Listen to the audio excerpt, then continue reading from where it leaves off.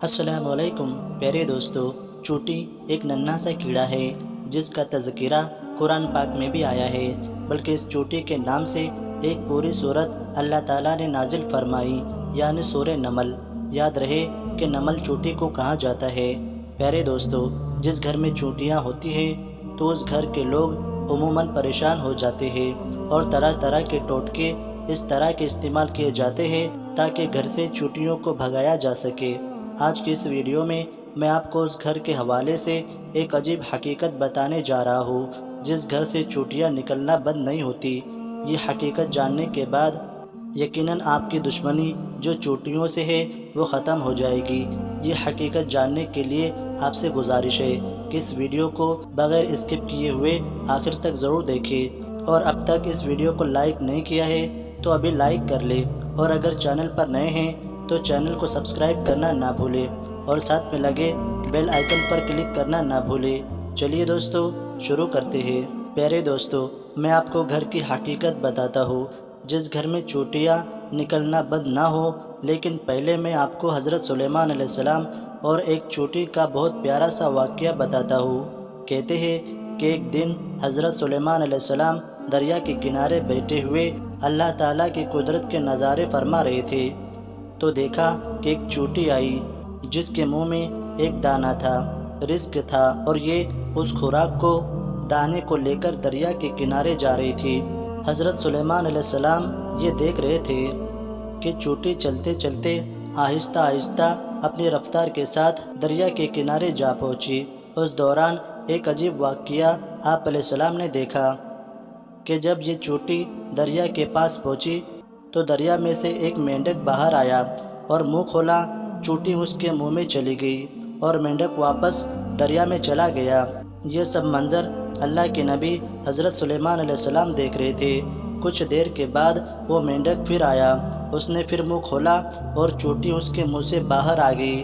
حضرت سلیمان علیہ السلام نے غور کیا تو ایک فرق محسوس کیا کہ اس سے پہلے چونٹی جب مینڈک کے منہ میں گئی تھی تو اس کے منہ میں دانہ تھا، ایک رزق تھا جو اب اس کے منہ میں نہیں ہے۔ دوستو، جیسا کہ پہلے بھی آپ کو بتایا کہ حضرت سلیمان علیہ السلام چرندوں پرندوں سب سے باتیں کیا کرتے تھے، سب کے زبانیں سنتے تھے، تو آپ علیہ السلام نے چونٹی کو طلب کیا اور پوچھا کہ یہ کیا معاملہ ہے، یہ تم کیا کر رہی ہو؟ ابھی تم مینڈک کے منہ میں دانہ لے کر گئی تھی، تم کہاں گئی تھی؟ یہ چونٹی کہنے لگی، اے پیغمبر خدا، کہ سمندر کی گہرائی میں جا کر دور ایک پتھر ہے، پتھر اندر سے خالی ہے، اس پتھر کے اندر ایک کیڑا رہتا ہے۔ اللہ تعالیٰ نے اس کیڑے کو ایسے مقام پر پیدا کیا ہے کہ وہ وہاں سے نکل نہیں سکتا، وہی اس کی کل کائنات ہے۔ مجھے اللہ تعالیٰ نے اس کام پر مقرر کیا ہے کہ میں اس کو کھانا پہنچاؤں۔ قادر مطلق نے اس مینڈک کو مامور کیا ہے۔ مینڈک روزانہ مجھے اپنے منہ میں لے کر پانی کی گہرائی سے ہوتا ہوا اس پتھر تک مجھے لے جاتا ہے۔ وہ مینڈک اپنا منہ اس پتھر کے سوراخ پر رکھ دیتا ہے، میں اس کے منہ سے نکل کر کیڑے کے پاس جاتی ہوں، وہ اناج جو میرے منہ میں ہوتا ہے وہ اناج میں اس کے پاس رکھ دیتی ہوں۔ یہ مینڈک میرا انتظار کرتا رہتا ہے، میں واپس اس کے منہ میں داخل ہو جاتی ہوں، یہ مجھے تیرتے ہوئے واپس باہر لے آتا ہے۔ حضرت سلیمان علیہ السلام نے اس سے پوچھا کہ جب تم اس کے لیے کھانا لے کر جاتی ہو تو تم نے کبھی اس کی گفتگو سنی ہے؟ چونٹی کہنے لگی، ہاں، جب میں اس کے لیے کھانا لے کر جاتی ہوں تو ہر روز میں اس کیڑے کی گفتگو سنتی ہوں۔ حضرت سلیمان علیہ السلام نے فرمایا کہ اس کی گفتگو کیا ہے؟ کیڑا کیا کہتا ہے؟ چونٹی بولی، وہ کیڑا کہتا ہے کہ اے وہ ذات جس نے سمندر کی گہرائی میں اس پتھر کے اندر بھی مجھے نہیں بھلایا، اپنے مومن بندوں پر بھی اپنی رحمت کو بھی مت بھولنا۔ پیارے دوستو، یہ تھا واقعہ حضرت سلیمان علیہ السلام اور چونٹی کا۔ پیارے دوستو، ہمارے لیے بڑے عبرت کا مقام ہے کہ ہم اللہ کی یاد سے کتنے خالی ہو گئے ہیں، ہم کہاں چلے جا رہے ہیں، اپنے رب، اپنے مالک کو بھول کر کیوں دنیا کو اپنے دل میں بسا لیا ہے۔ ایک چونٹی ہو کر بھی وہ سمندر کی گہرائی میں اللہ تعالیٰ کو نہیں بھولی، اور ہم اشرف المخلوقات ہو کر بھی اللہ تعالیٰ کی یاد سے، اللہ تعالیٰ سے دور ہو گئے ہیں۔ دوستو، ہمیں چاہیے کہ ہم اپنے رب کے قریب آ جائیں، اللہ کے محبوب بندے بننے کی کوشش تو کرے۔ بے شک اللہ تعالیٰ غفور الرحیم ہے۔ اللہ کی رحمت تو بہانے ڈھونڈتی ہے بندے کی مغفرت کے، لیکن اللہ کی اس دین کو ہم ہی نہ لینا چاہے تو پھر کسی کا کیا جائے؟ اپنی ہی کم نصیبی اور اپنا ہی نقصان ہے۔ پیارے دوستو، ہم آپ کو ایک اور چونٹی کا دلچسپ واقعہ سنائیں گے، لیکن پہلے آپ کو بتاتا ہوں کہ گھر میں سے چونٹیوں کا مسلسل نکلنا کس بات کی طرف اشارہ ہے، تو غور سے سن لیجئے کہ اہل دانش کے مطابق جس گھر سے چونٹیاں نکلنا بند نہ ہو تو اس بات کی نشانی ہے کہ وہاں رزق کی فراوانی ہے۔ میرے پیارے دوستو، اب آپ خود ہی سوچ لیجئے ہمارے گھر میں موجود چونٹیاں ہمارے بارے میں کیا بتاتی ہے، لیکن افسوس کہ ہم ان کو بھگانے کے چکر میں ہوتے ہیں۔ ہمارے بھائی بہنیں بھی ایسے نسخے تلاش کر رہے ہوتے ہیں کہ جن سے چونٹیاں ختم ہو جائے، تو خدا را ایسا مت کیجئے، اپنے گھروں سے چونٹیوں کو مت نکالیے۔ یہ آپ کے گھر کے رزق کے فراوانی کی وجہ سے ہے اور اپنے حصے کے رزق کے لیے آپ کے گھر میں موجود ہوتی ہے۔ اس لیے ہمیں چاہیے کہ چونٹیوں کو خطرناک طرح کی ادویات کے ساتھ ختم نہ کیا جائے، بلکہ یہ تو آپ کے رزق کی فراوانی کی جانب اشارہ کرتی ہے۔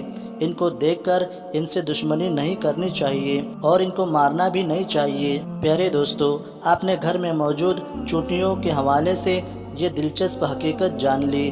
چلیے اب ہم آپ کو حضرت سلیمان علیہ السلام کے دور کی ایک اور چونٹی کا واقعہ بھی سناتے ہیں کہ جس کا تذکرہ اللہ تعالیٰ نے قرآن پاک میں فرمایا ہے۔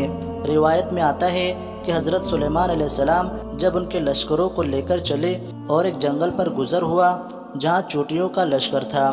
سلیمان علیہ السلام کا لشکر دیکھ کر چونٹی نے کہا کہ جاؤ اپنے سوراخوں میں چلی جاؤ، کہیں ایسا نہ ہو کہ لشکر سلیمان چلتا ہوا تمہیں رون نہ ڈالے اور انہیں علم بھی نہ ہو۔ حضرت حسن فرماتے ہیں اس چونٹی کا نام ہرمس تھا۔ یہ بنو شعبان کے قبیلے سے تھی اور لنگڑی تھی، اور خوف ہوا کہ کہیں روندی نہ جائے گی اور پیس نہ جائیں گی۔ یہ سن کر حضرت سلیمان علیہ السلام کو تبسم بلکہ ہنسی آ گئی اور اسی وقت اللہ تعالیٰ سے دعا کی کہ یا اللہ، مجھے اپنے نعمتیں شکر ادا کرنے کا الہام کر جو تو نے مجھ پر عنایت کی ہے، مثلاً پرندوں اور حیوانوں کی زبان سکھا دینا وغیرہ وغیرہ۔ نیز جو نعمتیں تو نے میرے والدین پر کی ہے وہ مسلمان ہوئے، اور مجھے نیک عمل کرنے کی توفیق دے جن سے تو خوش ہو، اور جب میری موت آ جائے تو مجھے اپنے نیک بندوں اور بلند رفقا میں ملا دے جو تیرے دوست ہیں۔ حضرت سلیمان علیہ السلام جو کہ جانوروں کی بولیاں سمجھتے تھے اس کی بات کو بھی سمجھ گئے اور بے اختیار ہنسی آ گئی۔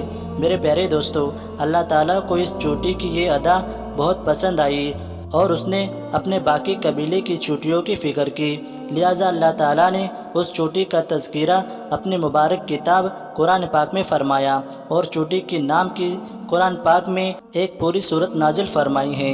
پیارے دوستو، حضرت سلیمان علیہ السلام کے دور کی ایک اور چونٹی کا تذکرہ بھی کتاب میں ملتا ہے۔ ابن ابی حاتم کہتے ہیں ایک مرتبہ حضرت سلیمان علیہ السلام بن داؤد علیہ السلام استسقاء کے لیے نکلے تو دیکھا کہ ایک چونٹی الٹی لیٹی ہوئی اپنے پاؤں آسمان کی طرف اٹھائے ہوئے ہے، دعا کر رہی ہے کہ اے اللہ، ہم بھی تیری مخلوق ہے، پانی برسنے کی محتاجی ہمیں بھی ہے، اگر پانی نہ برسا تو ہم ہلاک ہو جائیں گے۔ یہ دعا اس چونٹی کی سن کر آپ نے لوگوں میں یہ اعلان کیا کہ لوٹ چلو، کسی اور ہی کی دعاؤں سے تم پانی پلائے گئے۔ دوستو، معلوم ہوا کہ اللہ تعالیٰ کی تمام مخلوق اللہ تعالیٰ کی تسبیح بیان کرتی ہے اور اللہ تعالیٰ سے دعائیں بھی مانگتی ہے، اللہ تعالیٰ کو پکارتی ہے، لیکن افسوس آج کل مسلمان غفلت میں ڈوبا ہوا ہے اور اس کو اللہ تعالیٰ سے مانگنے کا اور اللہ سے باتیں کرنے کا وقت ہی نہیں ملتا، جو سخت خسارے کی بات ہے۔ پیارے دوستو، یہ تھی ہماری آج کی ویڈیو۔ اس ویڈیو کو اپنے دوست احباب کے ساتھ شیئر کریں اور امید کرتے ہیں آپ کو یہ ویڈیو پسند آئی ہوگی۔ آپ کو یہ ویڈیو پسند آیا ہو تو آپ سے گزارش ہے کہ ہمارے چینل کو سبسکرائب کریں اور ساتھ میں لگے بیل آئیکن پر کلک کرنا نہ بھولیں تاکہ آئندہ آنے والی تمام ہی دلچسپ ویڈیو کا نوٹیفیکیشن سب سے پہلے آپ تک پہنچ جائے، اور اپنی قیمتی رائے کمنٹ باکس میں ضرور بتائیے۔ ہم ملتے ہیں انشاءاللہ ایسی ایک کامیاب ویڈیو کے ساتھ، تب تک کے لیے اللہ حافظ۔